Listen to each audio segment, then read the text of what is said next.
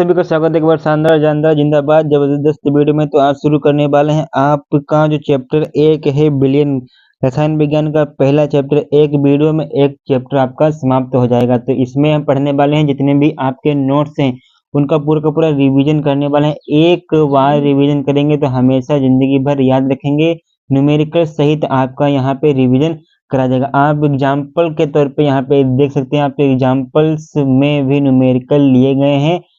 Diagrams के माध्यम से आप इस चैप्टर को पढ़ने वाले हैं, समझने वाले हैं बहुत ही आसान वे में और एकदम बारीकी से। तो सबसे पहले देखने वाले हैं बिलियन क्या होता है। सबसे पहले बिलियन क्या होता है, तो बिलियन की सबसे पहले परिभाषा आपको यहाँ पे पता होनी चाहिए, तभी आप इस चैप्टर को पढ़ पाएंगे, समझ पाएंगे और आपकी बुद्धि में 100 के 100% जा पाएगा। तो सबसे पहले देखते हैं कि बिलियन क्या है। चैप्टर एक आपका स्टार्ट हो चुका है। जितने भी लोग आ चुके हैं आइए और वीडियो को लाइक करिए। कमेंट बॉक्स में एक प्यारा सा कमेंट आपको करना है कि वीडियो कैसा लगा, लास्ट में आपको कमेंट करना है। चलिए आइए 45 मिनट की क्लास में आप जुड़ सकते हैं। बिलियन क्या है, बिलियन एक प्रकार का क्या होता है, बिलियन एक प्रकार का समांगी मिश्रण होता है। बिलियन क्या होता है, एक प्रकार का समांगी मिश्रण होता है। अब समांगी मिश्रण क्या होता है, मिलने वाले पदार्थ आसानी से अलग नहीं होते। जो हम मिलाते हैं वो पदार्थ आसानी से अलग नहीं होते हैं, वही आपके क्या होते हैं भैया जी, समांगी मिश्रण होते हैं। वह अलग अलग स्थिति में समान गुण रखते हैं। अगर आप उनको अलग कर देंगे तो उनके जो गुण होते हैं वो समान ही रहेंगे। बिलियन बराबर क्या होता है, विलय प्लस विलायक। और विलय क्या होता है उसको भी मद्देनजर रखते हैं, आपको कुछ नई बात बता दें। तो भैया जी विलय देखते हैं, विलय क्या होता है, विलय जो घोला जाता है दोस्तों, जो घोला जाता है अर्थात जिसकी मात्रा कम होती है, जो घोला जाता है अर्थात जिसकी मात्रा कम होती है वही आपका क्या होता है, विलय होता है। और विलायक क्या होता है, जिसकी मात्रा अधिक होती है जिसमें घोला जाता है वो आपका विलायक होता है। तो यहाँ पे प्रश्न आपका एक बनता है कि विलयन में उपस्थित अधिक मात्रा वाले अवयव को क्या कहते हैं, विलय, विलायक, समांगी मिश्रण, इनमें से कोई नहीं। तो जिसमें अधिक मात्रा होती है उसको आप विलायक कहते हैं। ठीक उसी प्रकार यहाँ पे दूसरा प्रश्न आपके लिए है कि 10 ग्राम C12H22O गेरा यहाँ पे चीनी का ये रासायनिक सूत्र है। C12H22O गेरा चीनी को 100 ग्राम जल में घोला गया, निम्न में से कौन सा विलायक है। 10 ग्राम चीनी है, 100 ग्राम जल है। तो 10 ग्राम यहाँ पे चीनी है तो कम कौन चीज है, चीनी, तो कम मात्रा पूछी गई है ना, विलय पूछा गया तो विलय आपकी चीनी है। चीनी को आप शर्करा भी कहते हैं। आइए उसके बाद देखते हैं कि विलयन के प्रकार कितने होते हैं। विलयन के 9 प्रकार होते हैं। कौन कौन से होते हैं, विलय, विलायक, उदाहरण भी यहाँ पे देख लेते हैं। तो चलिए आइए यहाँ पे देखिए आसान तरीके से, ठीक आसान तरीके से देख सकते हैं क्या होगा। जब आपका विलय ठोस होगा, ठोस से जब आप ठोस बनाएंगे तो उदाहरण आप पीतल देंगे। जब आप ठोस से द्रव बनाएंगे तो आप नमक का, विलयन का उदाहरण देंगे। फिर ठोस से गैस बनाएंगे तब आप धुआं का उदाहरण देंगे। जब आप द्रव से ठोस बनाएंगे तो आप गोल्ड में मरकरी का उदाहरण देंगे। जब आप द्रव से द्रव बनाएंगे जल में एल्कोहल, द्रव से जब गैस बनाएंगे तब आप वायु में नमी का एग्जाम्पल देंगे। अब आगे भी देख लीजिए आगे का क्या सिस्टम होने वाला है, यहीं पे होने वाला है और कहीं कुछ नहीं जाने वाला है। आगे है गैस वाला एग्जाम्पल। तो गैस वाला एग्जाम्पल क्या है, बहुत ही अच्छा है। जब आप गैस से ठोस बनाएंगे, जब आप क्या करेंगे गैस से ठोस बनाएंगे तो आप पीवी पेरिडियम का एग्जाम्पल ले सकते हैं। गैस से ठोस बनाएंगे तो पेरिडियम धातु पीवी में H2। ठीक उसके बाद गैस से जब आप द्रव बनाएंगे तब आप जल में CO2 का एग्जाम्पल दे सकते हैं। फिर आप गैस से गैस बनाएंगे तब आप वायु का एग्जाम्पल दे सकते हैं। फिर उसके बाद देखते हैं कि जो आपका विलयन होता है, विलयन कितने प्रकार का होता है, मेन एग्जाम्पल की बात है। चलिए मेन एग्जाम्पल की बात है, विलयन कितने प्रकार का होता है। विलयन प्रकार आपने भी जान लिए हैं, समझ लिए हैं बहुत बढ़िया तरीके से। तो यहाँ पे है संतृप्त विलयन। संतृप्त विलयन जिस विलयन में विलय की अधिकतम मात्रा घोल दी जाती है, जिस विलयन में विलय की अधिकतम मात्रा घोल दी जाती है या घोल दी गई हो उसे संतृप्त विलयन कहते हैं। तो असंतृप्त विलयन का होता है तो उसको भी देख लीजिए। असंतृप्त विलयन वह विलयन है जिसमें विलय की मात्रा संतृप्त विलयन के लिए आवश्यक मात्रा से कम होती है, आवश्यक मात्रा से ही कम होती है, उसे आप असंतृप्त विलयन कहते हैं। उसके बाद देखते हैं विलेयता क्या होती है। विलेयता बहुत ही इंपॉर्टेंट टॉपिक है, 2 नंबर में पूछी जा सकती है। स्क्रीनशॉट आप लेते चलिए, कोई दिक्कत की बात नहीं होगी। विलेयता क्या होती है? किसी विलयन में घोली गए विलेय पदार्थ की अधिकतम मात्रा को विलेयता कहते हैं। माना अधिकतम मात्रा 50 ग्राम है, ठीक। 50 ग्राम पदार्थ की 1 लीटर विलयन में घोल दिया गया, मतलब कि 50 ग्राम को 1 लीटर विलयन में घोल दिया गया। तो उसके बाद दूसरा एग्जाम्पल देख लीजिए क्या होने वाला यहाँ पे। ठोस, जब आप द्रव, जल या द्रव, ठीक, बात बराबर, जल बोलें या द्रव बोलें बात आपकी बराबर होगी। ठोस को जब आप जल में मिलाएंगे तब आपको क्या करना होगा? तब आपको तापमान अधिक करना होगा, तभी आप किसी ठोस को उसमें मिला पाते हैं, ठीक। उसके बाद यहाँ पे क्या होगा? जब आप गैस को करेंगे जल में मिलाएंगे तो आपको दाब अधिक लगाना पड़ेगा। ठोस को मिलाएंगे तब तापमान बढ़ाना पड़ेगा। अब जब गैस मिलाएंगे तो आपको दाब बढ़ाना पड़ेगा। दूसरी कंडीशन क्या है? ठोस की द्रव में विलेयता तापमान पर निर्भर करती है, तापमान अधिक विलेयता अधिक, ठीक। उसके बाद यहाँ पे दूसरा एग्जाम्पल क्या होने, तीसरी आपकी हेडिंग क्या होने वाली है? तीसरी हेडिंग भी देखिए बहुत बढ़िया तरीके से। तो गैस की द्रव में विलेयता मनुष्य मुख्य रूप से दाब पर निर्भर करती है। गैस की द्रव में विलेयता मुख्य रूप से दाब पर निर्भर करती है, अर्थात पी पर निर्भर करती है। एग्जाम प्रश्न नंबर आपका तीसरा इसी पर आ गया है।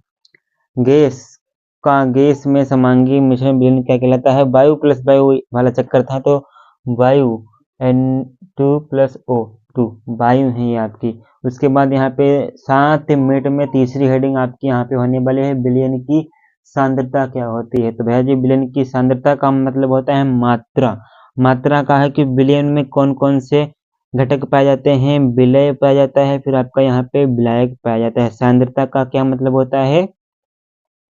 मात्रा, ठीक। उसके बाद इसकी परिभाषा क्या होगी कि विलयन की सांद्रता की परिभाषा क्या होगी? विलयन में प्रति इकाई आयतन में उपस्थित, विलयन के प्रति इकाई आयतन में उपस्थित विलय की मात्रा विलयन की सांद्रता कहलाती है। विलय की मात्रा, विलयन में प्रति इकाई आयतन में उपस्थित विलय की मात्रा विलयन की सांद्रता या विलयन की मात्रा कहलाती है। विलयन की सांद्रता को व्यक्त करना कितने प्रकार से व्यक्त किया जाता है वो भी यहाँ पे देख लीजिए।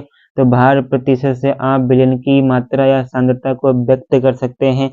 आयतन प्रतिशत से, पार्ट्स पर मिलियन से, मोल प्रभाव से, मोललता से, मोलरता से, नरमलता से। अब पहली हेडिंग आपकी यहाँ पे पढ़ने वाली क्या है?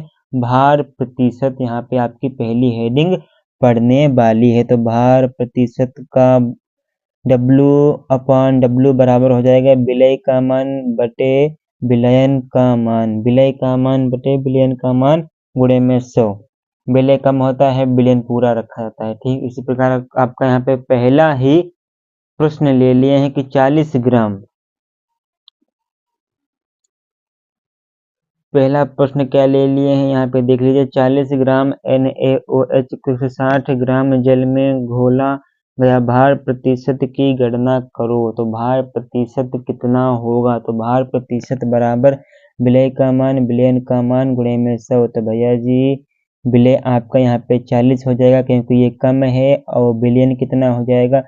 160 और 40 को जोड़ देंगे तभी आपका विलयन बनेगा।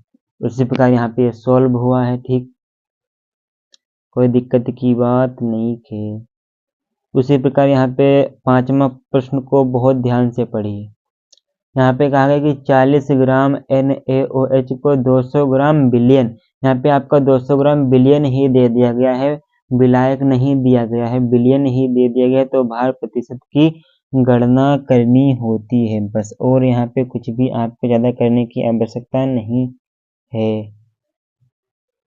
20% आपका आ गया, चलिए ठीक, इसमें भी आपका 20% आ गया। उसके बाद यहाँ पे नोट्स हैं, कुछ इम्पोर्टेंट नोट हैं, आप उनको यहाँ पे पढ़ लीजिए, स्क्रीनशॉट लेते चलिए। यदि विलयन का भार प्रतिशत में दिया जाए, कोई विलयन है उसका भार किस में दिया जाए?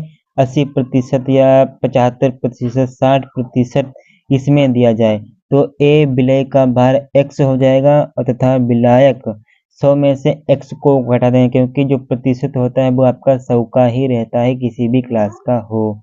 ओके, उसके बाद यहाँ पे आगे की बात करने वाले हैं। आयतन प्रतिशत क्या होता है? आयतन प्रतिशत में कुछ नहीं होता है, भार प्रतिशत का सगा भाई है, बस उसमें मात्रा ग्राम में होती है, इसमें मात्रा आपकी मिली लीटर में होती है, बस फार्मूला भी आपका सेम ही रहता है। अब आगे क्या बात करने वाले हैं, आगे की बात देख लीजिए। आयतन प्रतिशत से सवाल आपका आ गया है कि 10 मिलीलीटर H2SO4 को 90 मिलीलीटर जल में मिलाया गया तो आयतन प्रतिशत क्या होगा? तो आयतन प्रतिशत बराबर विलय की मात्रा बटे विलयन की मात्रा ml में होनी चाहिए दोनों की, और गुणा कर देंगे किससे? 10 से, बस बात खत्म, पैसा हजम। ओके सरकार। उसी प्रकार आपका यहाँ पे 90 दिया था, 90 में कितना जोड़ेंगे भैया जी? 10। तो भैया जी प्रतिशत की बात हो रही, तो 10 बटे 100, 100 से 100 कैंसिल, तो आपका 10 ही बचा। इसके बाद यहाँ पे देख लीजिए, किसी बिलियन की भार प्रतिशत सांद्रता कितनी भैया जी? यहाँ पे बिलियन की भार प्रतिशत सांद्रता 20% है, तो विलायक का भार कितना होगा? 20% है, तो सभी को पता है कि आपका परसेंट टोटल 100 का होता है, तो 20 है, तो 100 में से जब आप 20 को घटा देंगे तो आपका 70 बचेगा। उसके बाद यहाँ पे पार्ट्स पर मिलियन पे बात आती है, उसको देखते हैं। पार्ट्स पर मिलियन में कुछ भी खास नहीं है, मात्र इसमें जो मिलियन लगा है, तो भैया जी जो आप अभी तक 100 लगाते आए थे वहां पे आप 10 की घात 6 कर देंगे, बस बात खत्म, पैसा हजम आपका हो जाएगा। पार्ट्स पर मिलियन, विलय की मात्रा बटे विलियन की मात्रा गुणे 10 की घात 6। उसी प्रकार एग्जाम्पल भी बहुत बढ़िया तरीके से आपको समझाए दे रहे हैं। तो भैया जी 4 ग्राम जहर को 96 ग्राम जल में घोल दिया गया, तो ppm पार्ट्स पर मिलियन की गणना करो। तो भैया जी WA यहाँ पे आपका 4 ग्राम है, WB आपका यहाँ पे 96 है, ppm की आपको यहाँ पे गणना करनी है, तो WA बटे WA प्लस WB गुणे 10 की घात 6 हो जाएगा, तो 4/100 बटे गुणे 10 की घात 6 हो जाएगा। बस इतना ही करना है, और ज़्यादा आप इसमें कुछ करने की कोशिश भी ना करें। उसके बाद यहाँ पे बहुत ही इंटरेस्टिंग बात, जिसकी मात्रा बढ़ती है, तो भैया जी बिलियन की मात्रा बढ़ती है, तो भैया जी भी सवाल बहुत इंपॉर्टेंट है। अब देखिए मोल प्रभाज्य यहाँ पे क्या होने वाला है। मोल प्रभाज्य से एक क्वेश्चन आपका हर साल बनता है, तो इस साल भी अवश्य ही बनेगा। देख लीजिए यहाँ पे मोल प्रभाज्य क्या होता है। विलय को A से दर्शाते हैं, भार को WA से, अणुभार को MA से, मोल को NA। मोल को आप Na बराबर हो जाता है ये किसके? WA अपॉन Ma, भार बटे अणुभार होता है मोल, ठीक। अब मोल प्रभाज्य का सिंपल सरल सूत्र क्या बनता है? Na बटे में Na प्लस NB, ये आपका सूत्र। और मोल प्रभाज्य का योग कितना होता है? NCERT का है एग्जाम्पल, बढ़िया, लेकिन ये आपका बोर्ड परीक्षा में पूछा जा चुका है कि मोल प्रभाज्य का योग कितना होता है। एक योग होता है, समझ लीजिए, दिल दिमाग में बैठा लीजिए। उसके बाद यहाँ पे 98 ग्राम जल को 180 ग्राम H2SO4 को 180 ग्राम जल में घोला गया, तो मोल प्रभाज्य की गणना करनी है। H2SO4 WA Ma इसका अणुभार हो गया पूरे का, H2SO4 का Na मोल हो गया, ठीक। मोल बराबर क्या होता है? भार बटे अणुभार। तो ये आपका 98 एक आ गया, पूरा का पूरा एक कट गया, ठीक। अब उसके आगे की बात यहाँ पे करने वाले हैं महाराज जी। तो महाराज जी को कुछ ही नहीं पता, Na निकल के आया। अब Na प्लस NB को जोड़ना होता है मोल प्रभाज्य में, दोनों को जोड़ेंगे तो 1/11 आएगा, इनको भाग करेंगे तो भैया जी कितना आएगा? 0.09 आएगा, ठीक है। अब यहाँ पे बात होने वाली है मोललता की, क्या होगी बात? तो मोललता क्या होगी? किसी विलायक के एक इकाई किलोग्राम भार में विलय पदार्थ के मोलों की संख्या को मोललता कहते हैं। क्या कहते हैं, मोललता कहते हैं। तो भाई मोललता की एक बार परिभाषा और पढ़िए यहाँ पे कि किसी विलायक के एक इकाई किलोग्राम भार, मोललता में किलोग्राम आता है, इतनी बात दिल दिमाग में बैठा लीजिए, ठीक। तो इसके बाद m बराबर WA गुणे 10,000 बटे MA गुणे WB, ठीक। सवाल भी आप यहाँ पे देख सकते हैं कि 5 ग्राम NaCl को 500 ग्राम H2SO4 में घोल दिया गया, मोललता क्या होगी, WA 5.85 है, m बराबर आपका 5.85 है, WB। अब बोलेंगे कि यहाँ पे ये m क्या है, m आपका बाहर है NaCl का, जब आप भार निकालेंगे, अणुभार निकालेंगे तो आपका इतना ही आएगा, ठीक है। जानते हैं मोललता, ये आपका पूरा का पूरा लगा हुआ है, कैलकुलेशन यहाँ पे आपकी कर दी गई। अब बात करने वाले हैं मोलरता क्या होती है। मोलरता आपकी लीटर में ली जाती है, ठीक। मोलरता आपकी लीटर में ली जाती है, मोलरता आपकी किलोग्राम में, मोलरता आपके लीटर में। तो यहाँ पे किसी बिलियन के 1 लीटर आयतन, लीटर होगा तो आयतन होगा, किलोग्राम होगा तो आपका यहाँ पे लीटर होगा तो आयतन होगा, में उपस्थित विलय के मोलों की संख्या को मोलरता कहते हैं। तो भैया जी यहाँ पे सिर्फ आयतन हो गया और कुछ भी दिक्कत गया, और सेम टू सेम पूरा का पूरा सवाल यहाँ पे आपका लगा हुआ है, ठीक।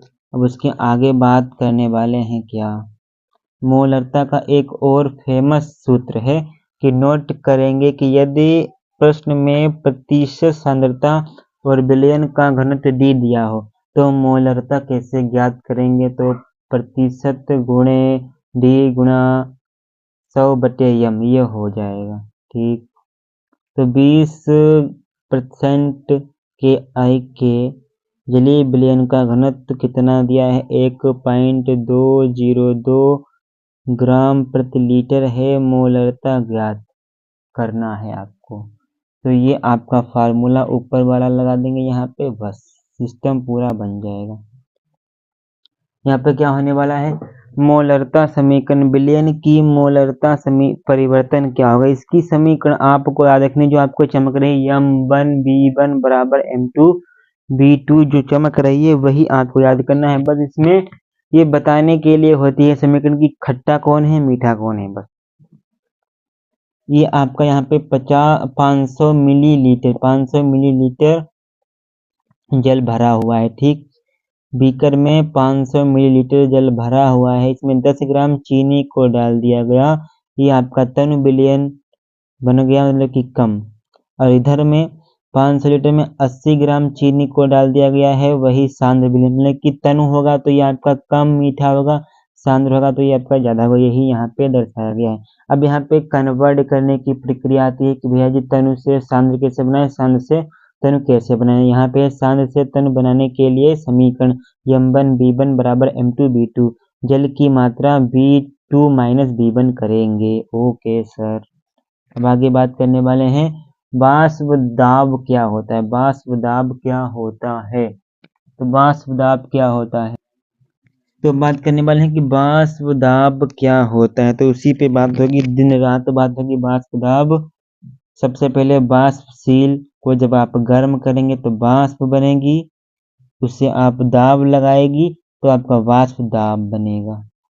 जब किसी वाष्पशील पदार्थ को क्या करेंगे, गर्म करेंगे, भाप बनेगी, वही भाप उसी की प्लेट पे जब दाब लगाती है उसी को दाब वाष्प दाब कहते हैं। अब देखिए अवाष्पशील दाब जो जिसमें भाप ही नहीं बनती, जो गर्म करने पर कुछ भी रिएक्शन नहीं करते हैं, वो क्या करते हैं, वो अवाष्पशील पदार्थ होते हैं, जैसे ठोस।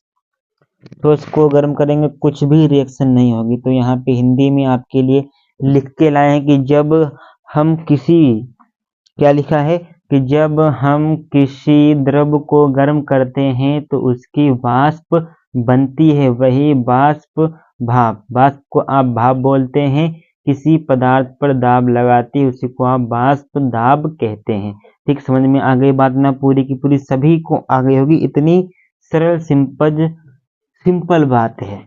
अब उसके बाद यहाँ पे बात होने वाली है कि राउल्ट का नियम क्या होता है। भैया जी राउल्ट का नियम देख लीजिए, फिगर सहित बनवा के लाए हैं यहाँ पे, प्लेट पीवी यहाँ पे ये आपकी प्लेट है। वाष्पशील पदार्थ ए पीबी हो गया, वाष्पशील द्रव वी दाब पीवी। ठीक, उसके बाद यहाँ पे कुल दाब, यहाँ पे इस बीकर का कुल दाब कितना लगेगा, तो भैया जी कुल दाब पी ए प्लस पीबी लगेगा। उसके बाद यहाँ पे बात होने वाली है दूसरी प्रकार की, तो यदि ए व बी दो वाष्पशील द्रवों की वाष्प द्रवों का मान पी ए व पी बी है तो कुल वाष्प दाब कितना होगा, P A plus P B हो जाएगा। विदाउट टेंशन के पढ़िए, यहाँ पे विदाउट टेंशन के। शुद्ध जल क्या होगा, शुद्ध जल, शुद्ध जल है, इसमें वाष्प दाब आपका अधिक लगेगा। अशुद्ध जल कौन सा होगा, जिसमें जल के साथ कुछ अन्य पदार्थ भी यहाँ पे मिश्रित कर दिए जाए, डाल दिए जाए, तो उसमें वाष्प दाब एक की अपेक्षा कम लगेगा। यहाँ पे सिर्फ शुद्ध जल था, यहाँ पे हमने नमक को मिला दिया, तो यहाँ पे लिखा है वाष्प दाब कम एक की अपेक्षा। ठीक, समझ में आ गई ना पूरी बात। अब नोट अपनी कॉपी में कर लीजिए। यहाँ पे नोट क्या करेंगे, किसी द्रव में कोई पदार्थ घोलने पर उस द्रव का वाष्प दाब कम हो जाता है, मतलब कि किसी द्रव में कोई पदार्थ घोलने पर उस द्रव का वाष्प दाब क्या होता है, कम हो जाता है। तो सभी को पता है, कॉमन सी बात है। कारण क्या होता है, कम क्यों हो जाता है, आखिर उसी पे बात करने वाले हैं। मिलाए जाने वाले पदार्थ व द्रव के बीच में आकर्षण बल लग जाता है, आकर्षण बल लगता है भाई जी, प्रतिकर्षण बल नहीं लगता है। अब राउल्ट का नियम क्या है, ये आपका पूरा का नियम है, P बराबर P A plus P B.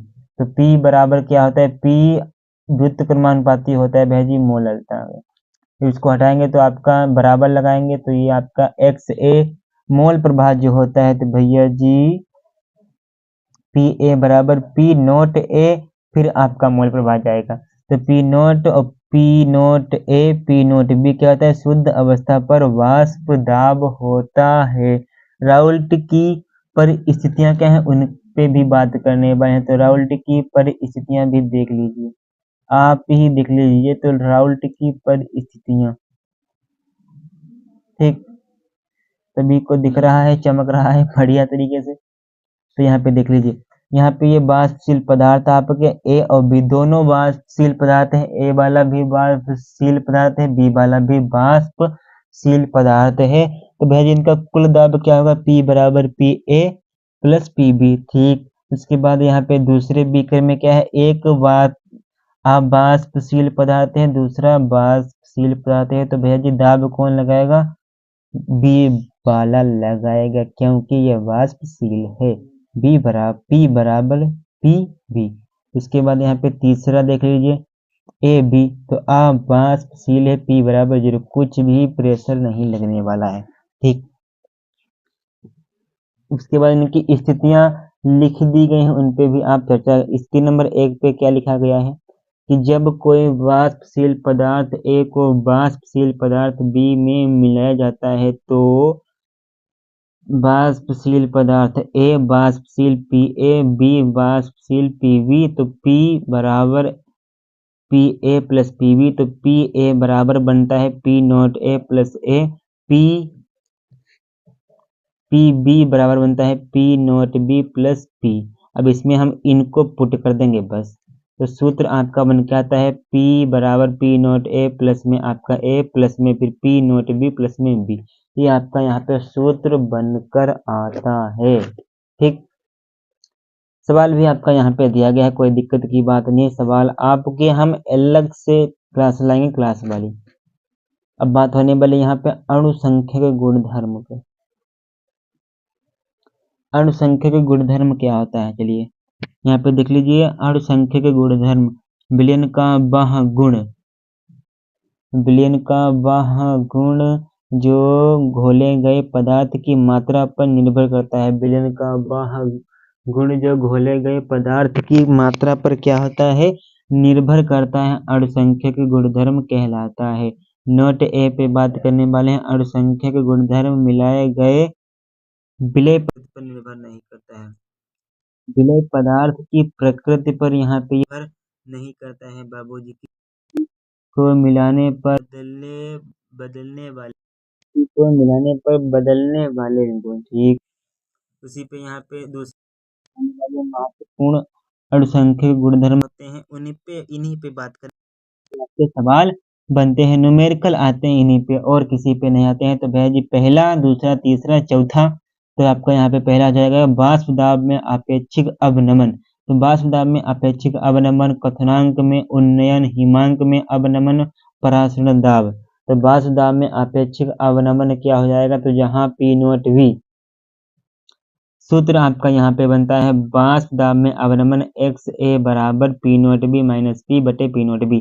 P note B क्या है, P क्या है, एक्स ए क्या है, इन पे बात होगी।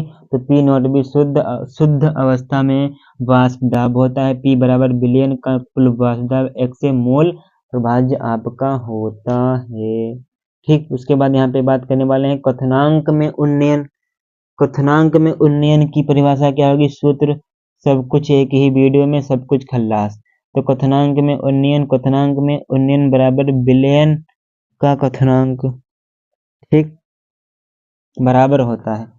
फिर माइनस में आपका विलायक का क्वथनांक। तो भैया जी क्वथनांक में उन्नयन डेल्टा टीवी बराबर TB minus T nought B हो जाएगा। उसके बाद यहाँ पे क्या होगा, क्वथनांक में उन्नयन डेल्टा टीवी विलयन की मोललता का सीधा समानुपाती होता है। ठीक, समानुपाती होता है भाई, समानुपाती। तो डेल्टा टीवी समानुपाती मोललता, तो बराबर इस समानुपाती सिंबल को हटाएंगे, बराबर लगाएंगे, तो भाई जी के बी जुड़ेगा। के बी का मान होता है 0.52 जहाँ के बी मोललता का उन्नयन स्थिरांक है जल के लिए, के बी का मान 0.52 होगा। ओके सरकार, कोई दिक्कत की बात नहीं। अब बात करने वाले हैं किस पे, हिमांक का अवनमन। अवनमन का मतलब होता है घटना। तो अवनमन क्या होगा, ये आपका पदार्थ है, इधर पड़े कुछ, ये आपका जल है, बीकर में जल भरा हुआ है, पदार्थ इसमें आपने डाले, विलय डाल दिए, ठीक, जल हिमांक, जल विलयन हिमांक कितना हो जाएगा, डेल्टा टी हो टी नोट एफ बराबर 0 डिग्री सेल्सियस, तो विलयन हिमांक टी एफ बराबर माइनस का 1 डिग्री सेल्सियस हो जाएगा। विलयन का हिमांक का अवनमन कितना होता है, तो यहाँ पे आप देख सकते हैं ये इसका सूत्र बनने वाला है, डेल्टा टी एफ बराबर T note F minus T F, ये इसका सूत्र बनने वाला है। किसी को किसी भी प्रकार की दिक्कत नहीं होगी। इसकी परिभाषा भी यहाँ पे है, वो भी आप देख सकते हैं आराम से बिना किसी टेंशन के। अब यहाँ पे आप इसकी परिभाषा क्या देखेंगे, तो इसकी परिभाषा बहुत इंपॉर्टेंट है, बहुत ही मजेदार परिभाषा है। दिक्कत की बात यहाँ पे आप कतई भी ना लीजिए। क्या कहा गया है परिभाषा में, किसी विलय को विलायक में मिलाने पर जो हिमांक कम होता है उसे हिमांक का अवनमन डेल्टा टी एफ कहा जाता है। तो इसमें हम ज़्यादा आपको ना घबराते हुए सीधा मान बता दें, इसको आपको टेंशन में ना डालते हैं, मोटा मोटा बता दें कि भैया जी हिमांक का सूत्र क्या हो जाएगा, बस बात खत्म, पैसा हजम। तो डेल्टा टी एफ बराबर के एफ गुणा मोललता, इसमें भी हो जाएगी। के एफ का मान आपको जल के लिए कितना लेना है, 1.86, बस बात खत्म, पैसा हजम। ज़्यादा आपको यहाँ पे डिटेल से जानना है तो आप इस छोटे वीडियो को काहे देखते बाबू मुसा। बात सही कि नहीं, बात सही है पूरी। अब बात करने वाले हैं सिंपल से टॉपिक में, बचा है 30 मिनट का आपका शो हो चुका है, बस थोड़ा ही यहाँ पे बचा है, आपका पाठ भी एंड होने वाला है, चैप्टर भी आपका समाप्त हो जाएगा। तो परासरण क्या होता है भैया जी, यहाँ पे जल तनु है सांद्र, आर्द्र पारगम्य परत, ठीक, ये आपकी फिगर में दिखाई गई है। तो तन विलयन में विलायक के कणों का आर्द्र पारगम्य परत से होकर सांद्र विलयन में जाना परासरण कहलाता है। मतलब कि भैया जी क्या होता है कि तन विलयन मतलब कि ज्यादा से कम में जाना क्या होता है, ज्यादा से कम में जाना, और किस परत से होकर जाना, एसपीएम आप उसको बोल सकते हैं। यहाँ पे फिगर के अनुसार आप समझ सकते हैं कि भाई जी तन से सांद्र में जाना, फीके से ज्यादा में जाना, उसी को आप बोलते हैं क्या, परासरण। परासरण दाब क्या होता है, परासरण दाब होता है वह दाब जो परासरण क्रिया को रोकता है, परासरण दाब कहलाता है। मतलब कि तनु वाले सांद्र को नहीं जा सकते और सांद्र वाले तनु को नहीं जा सकते, वही आपका होता है परासरण। ओके, समझ गए ना पूरी बात बाबू मुसाई? समझ गए। इसको रोकते कैसे? यहाँ पे प्रेशर लगा के आप इसको रोकते हैं। अब यहाँ पे बोलते हैं कि उत्क्रम क्या होता है? उत्क्रम परासरण आरोह इसको बोलते हैं, उत्क्रम परासरण आरोह बोला जाता है। ठीक, देखेंगे कैसे कि उत्क्रम परासरण दाब, इसमें आप दाब लगाते हैं, तनु विलयन होता है, तनु विलयन शुद्ध जल होता है, सांद्र विलयन अशुद्ध जल होता है। तो सांद्र विलयन में दाब लगाते हैं, ये अशुद्ध जल शुद्ध में जाता है, जो आपका शुद्ध जल होता है वो एक पाइप के जरिए निकलता है, वही आपका आरओ मशीन काम करती है। समझ में आ गई ना पूरी बात? ठीक, अब इसकी परिभाषा क्या होती है उसको भी देख लीजिए। तो परासरण दाब में अधिक दाब लगाने पर विलायक के कण सांद्र विलयन से तन विलयन की ओर जाते हैं, मतलब कि सांद्र से तन विलयन की ओर जाते हैं उत्क्रम परासरण में। ओके सरकार, जल को शुद्ध करने में उदाहरण आप इसका दे सकते हैं। तो परासरण दाब के लिए सूत्र PB/NRT, इसको आदर्श सूत्र भी बोलते हैं। तो PB/NRT, जहाँ P क्या है, B क्या है, N क्या है, R क्या है, T क्या है, सब कुछ बारीकी से समझिए। तो P आपका परासरण दाब हो जाएगा, B आपका आयतन हो जाएगा, N आपका मोल हो जाएगा, R आपका स्थिरांक हो जाएगा, T आपका तापमान हो जाएगा, वो भी केल्विन में। एक आपका नया सूत्र होता है कि P बराबर CRT। C यहाँ आपका सांद्रता होती है, R आपका स्थिरांक होता है, T आपका तापमान होता है। ठीक, अब बात करने वाले हैं सम पराशरी और न्यून पराशरी व अति पराशरी विलयन क्या होते हैं। इन तीनों विलयन को एक ही बार समाप्त कर देंगे डायग्राम के माध्यम से। तो यहाँ पे देख लीजिए, ये यहाँ पे दो द्रव भर दिए हैं और बीच में SPM पाइप लगा दिए हैं। ठीक, इनमें एक में और दो में बराबर बराबर द्रव भरा है, तो ये सम पराशरी दाब लगाएंगे। अब यहाँ पे देख लीजिए, SPM पाइप लगा, एक में ज्यादा द्रव भरा है, एक में कम द्रव भरा है। तो भाई ये ज्यादा वाला अधिक दाब लगाएगा, तो अधिक दाब लगाएगा तो इसको अति पराशरी विलयन बोलेंगे। इधर कम वाले में न्यून पराशरी है, कम दाब लगाएगा। ठीक, उसके बाद यहाँ पे बात होगी बाट हाफ गुणांक क्या होता है, इसकी परिभाषा देख लीजिए, बहुत कतई मजा आ जाएगा। तो जब कोई विलय पदार्थ विलयन में वियोजित या संयोजित होता है, जब कोई विलय पदार्थ होगा वो विलयन में वियोजित या संयोजित होता है, तो बाट हाफ गुणांक I का मान प्रयोग किया जाता है। तो भैया जी कैसे प्रयोग होगा?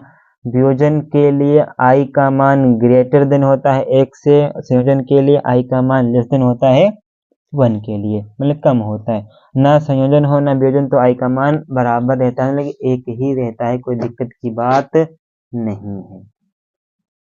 ठीक, उसके बाद यहाँ पे I का मान कहाँ कहाँ प्रयोग होगा वो तो आप जानते होंगे। अब आखिरी टॉपिक पे बात करने वाले हैं, आपका चैप्टर भैया समाप्त हो चुका है, तालियां बजा देंगे। 33 मिनट में आपका चैप्टर यहाँ पे समाप्त करा दिए हैं, दिक्कत की बात नहीं होगी। असामान्य गुणधर्म या अणुभार, अणुभार बोलेंगे, सही है। ठीक, तो सही यार, तू तो बदला हुआ। चलिए, यहाँ पे असामान्य अणुभार, वियोजन या संयोजन की स्थिति में यौगिकों का अणुभार परिवर्तित हो जाता है, प्राप्त नया अणुभार असामान्य अणुभार कहलाता है। तो यही आपका बेहतरीन चैप्टर था। और अगला चैप्टर आपका विलयन बहुत ही जल्द आने वाला है, टेंशन आपको नहीं लेना है। रेगुलर आपके क्लासेस होने वाले हैं। किसी भी बच्चे को किसी भी प्रकार की दिक्कत समय परेशानी हो तो भैया जी आप डिस्क्रिप्शन में दी गई लिंक पे अपनी समस्या साझा कर सकते हैं, सेंड कर सकते हैं। फिर दोस्तों अगली वीडियो में मिलेंगे, तब तक के लिए जय हिंद, जय भारत, वंदे मातरम। वीडियो अच्छा लगा हो तो वीडियो को लाइक कर दीजिए। चैनल पे पहली बार आए हैं तो भैया जी सब्सक्राइब करके बेल घंटी को ऑल कर दीजिए। तब तक के लिए जय हिंद, जय भारत, वंदे मातरम।